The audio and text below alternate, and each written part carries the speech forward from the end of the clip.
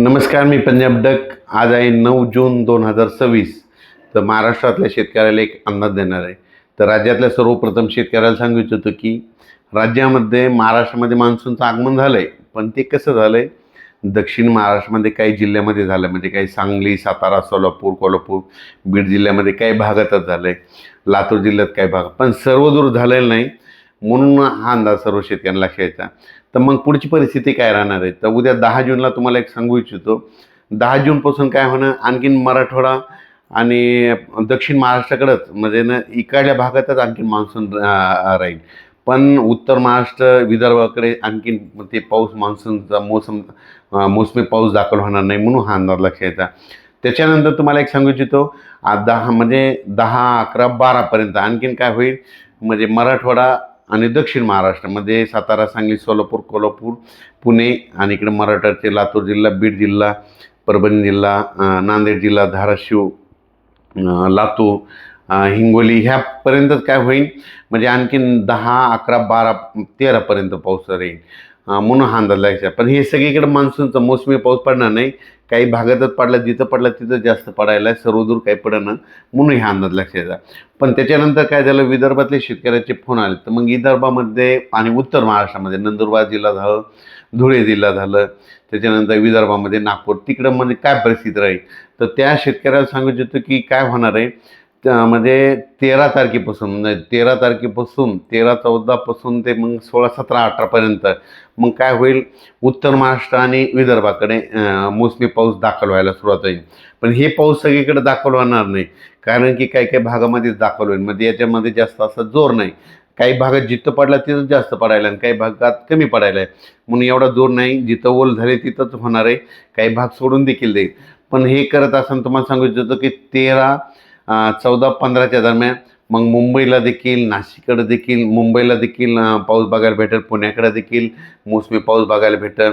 नंदुरबार, धुळे जिल्हा, जळगाव जिल्हा, संभाजीनगर जिल्हा, कन्नड ते भाग, त्याच्यानंतर सोयगाव तालुका, त्याच्यानंतर बुलढाणा जिल्हा, अकोला जिल्हा, अमरावती जिल्हा, वर्धा, भंडारा, गोंदिया, चंद्रपूर, यवतमाळ ह्या पट्ट्यामध्ये काय होईल, मग 13च्या नंतर तिकडल्या पट्ट्यामध्ये मोसमी पाऊस बघायला भेटेल.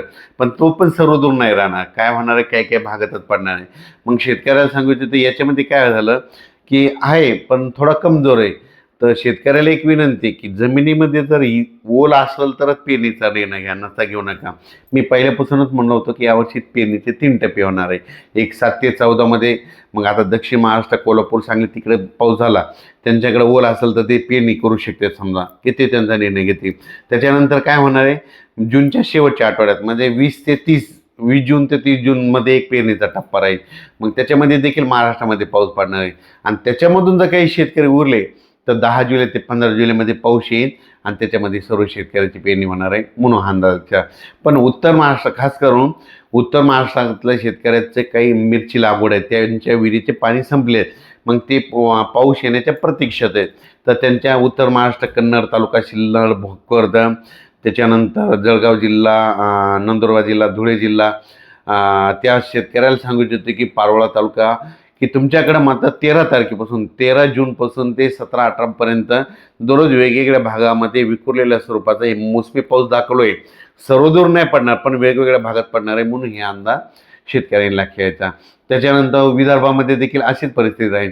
विदर्भामध्ये देखील काय होईल, 13 जूनपासून ते 17, 18पर्यंत, 13, 14, 15ला, 18, 17, 18च्या दरम्यान तिकडे विदर्भात देखील काही जिल्ह्यामध्ये दाखल होईल.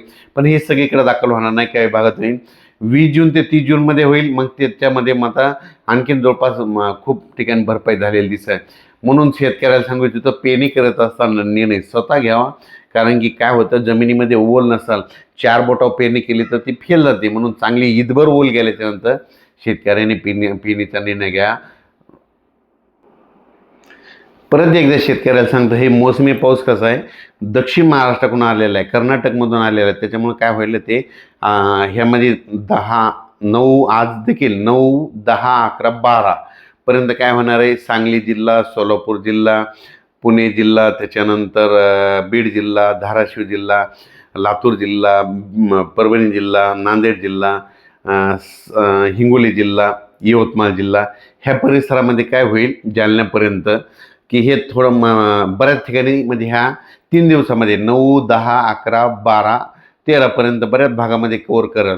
पण काही भाग सोडून देखील देईल. काही ठिकाणी मला खूप देखील पडेल, म्हणून हे देखील सर्व शेतकऱ्यांना घ्यायचं. त्याच्यानंतर मात्र 14 पासून देखील मग मुंबई, नाशिक, नंदुरबार जिल्हा, धुळे जिल्हा, जळगाव जिल्हा, बुलढाणा जिल्हा, अकोला जिल्हा, अमरावती, वर्धा, नागपूर, भंडारा, गोंदिया ह्या पट्ट्यात मग काय होईल, म्हणजे विदर्भ, उत्तर महाराष्ट्र, मुंबई, नाशिक, सिन्नर ह्या पट्ट्यामध्ये काय होईल, मग 14च्या नंतर बऱ्याच ठिकाणी मान्सून दाखल झालेली दिसत. पण याची व्याप्ती खूप नाही, काही भागातच पडेल, काही भाग देखील कमी राहील. मग याच्यामधून जिथं नाही जर झाला तर तिथं 20 जून ते 30 जूनमध्ये परत एकदा पाऊस येणार आहे. मग तिथं त्या ठिकाणी पाऊस येईल.